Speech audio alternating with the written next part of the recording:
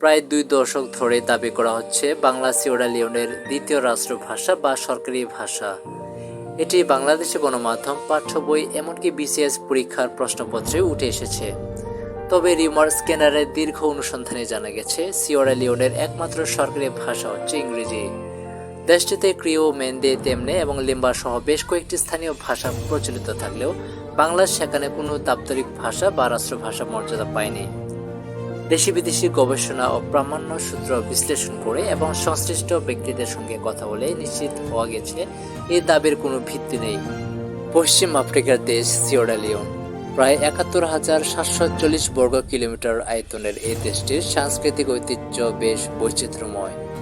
১৯৬১ সালে ব্রিটিশদের কাছ থেকে স্বাধীনতা লাভ করা দেশটিতে বর্তমানে প্রায় ১৮টি জাতিগোষ্ঠীর বসবাস রয়েছে।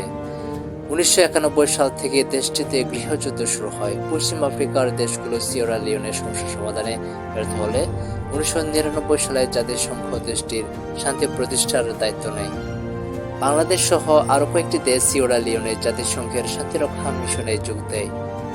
২০০২ সালে দেশটির তৎকালীন প্রেসিডেন্ট আহমদ তেজন কাপ্পা গৃহযুদ্ধের ইতি টানেন। জাতিসংঘের শান্তিরক্ষা মিশনের সূত্র ধরে বাংলাদেশ ও সিয়েরা লিওনের মধ্যে দৃঢ় সম্পর্ক গড়ে ওঠে।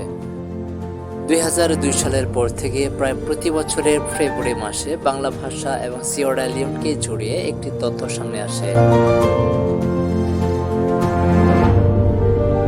দাবি করা হয়ে থাকে সিয়েরা লিওনের দ্বিতীয় রাষ্ট্রভাষা বা অন্যতম রাষ্ট্রভাষা হচ্ছে বাংলা।